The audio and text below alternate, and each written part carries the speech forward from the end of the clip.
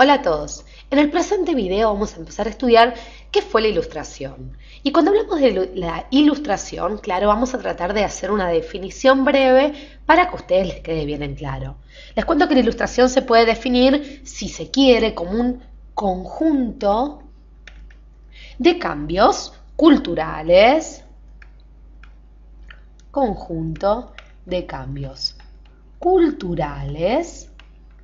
así como también sociales,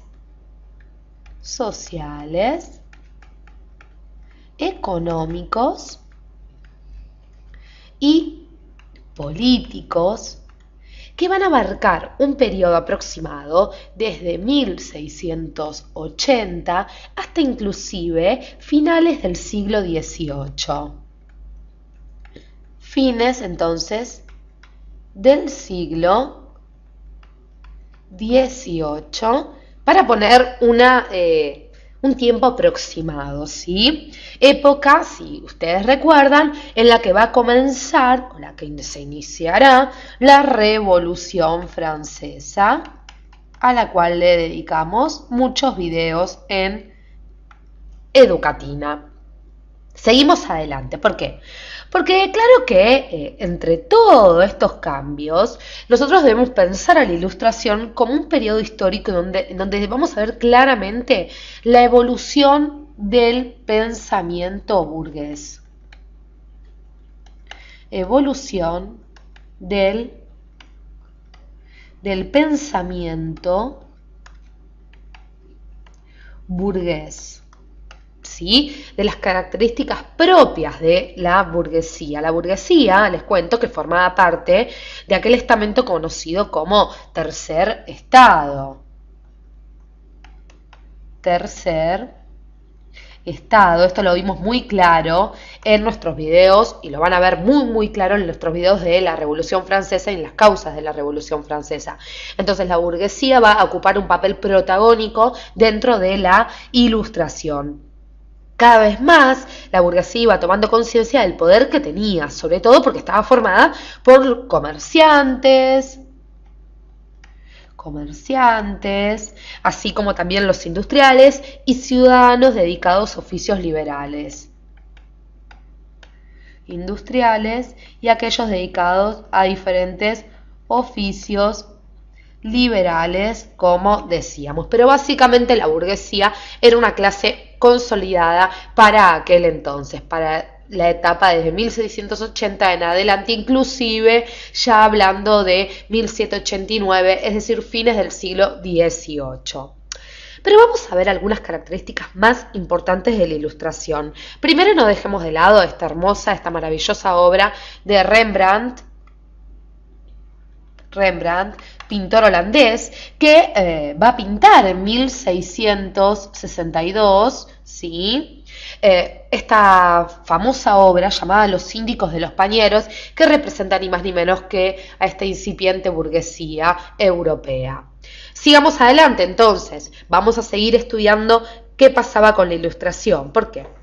Vamos a hacer un espacio y vamos a quedarnos con esta imagen, porque en Francia, y a principios sobre todo del siglo XVIII, los intelectuales encabezaban una corriente del pensamiento que se manifestaba luego en toda Europa. Entonces, ya podemos hablar de intelectuales. ¿Sí? Estos intelectuales, que partieron de las ideas propias del empirismo inglés, por ejemplo, empirismo inglés, ¿sí? Se centraron sobre todo en divulgar de alguna manera y aplicar prácticamente los principios de la investigación científica. Entonces, por ejemplo, los filósofos ilustrados comenzaron a criticar todas las tradiciones. Criticaban la tradición, ¿sí? Todo lo anterior, para decirlo de una forma bien simple, y criticaban sobre todo aquellas tradiciones que no tuviesen una base racional y también ponían en tela de juicio toda la estructura del antiguo régimen.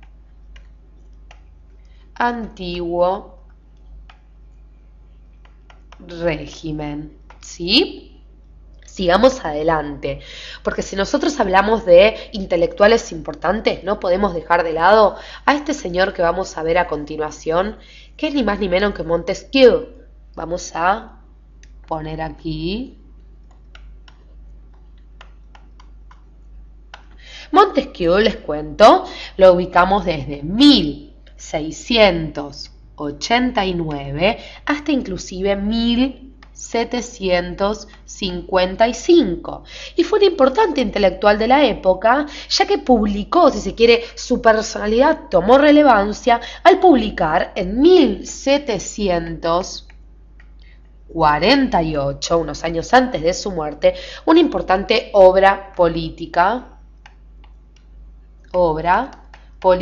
que estamos viendo aquí, denominada o llamada, mejor dicho, El espíritu de las leyes.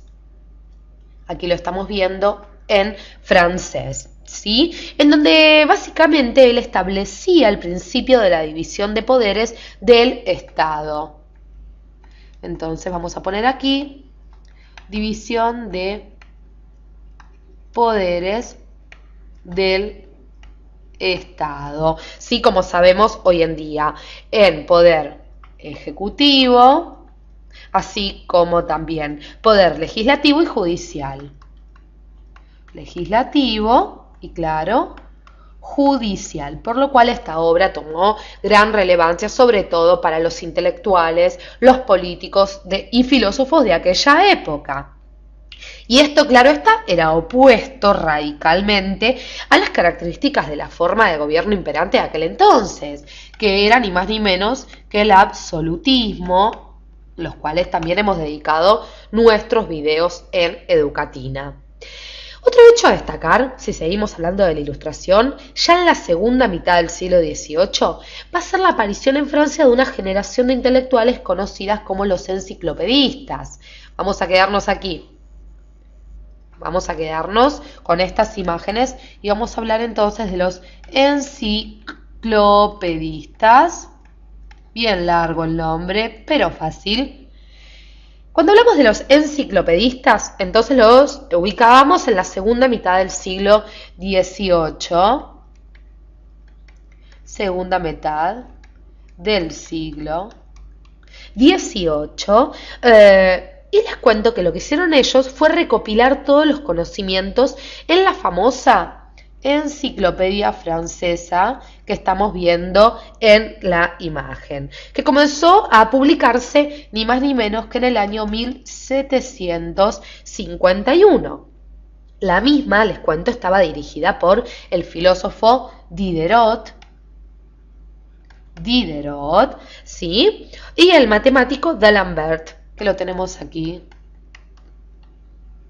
D'Alembert, vamos a anotarlo para que ustedes puedan tomar nota de estos grandes personajes de la Ilustración.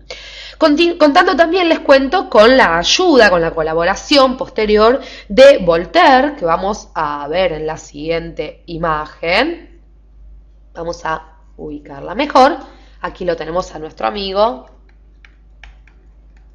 Voltaire, ¿sí? Y el demócrata Rousseau, como estamos señalando en esta imagen.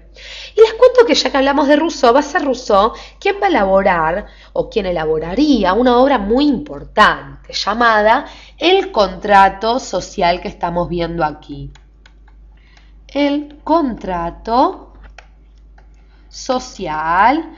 Hemos dedicado un video especial en nuestra sección de filosofía con respecto a este personaje, este filósofo tan interesante de la Ilustración. Y es en este contrato social, en esta obra, en donde él sentaría los principios de una sociedad democrática, ¿sí? Para que ustedes puedan comprender un poquito mejor. Ahora bien, otro dato curioso es que los intelectuales de la Ilustración no estudiaban en los centros oficiales, sino que se reunían en los cafés o salones de París, sobre todo una de las ciudades claves de la Ilustración. Asimismo, comenzaron a distribuir, por ejemplo, folletos, libros y revistas para propagar sus ideas, aunque muchas veces las ediciones eran clandestinas por temor, claro, a la censura oficial que podía bajar desde el rey. Los invito a que en los próximos videos conozcamos las revoluciones burguesas, veamos cómo van a influir estos filósofos, estos intelectuales, claro está, en la famosa Revolución Francesa. Gracias por acompañarnos hasta aquí.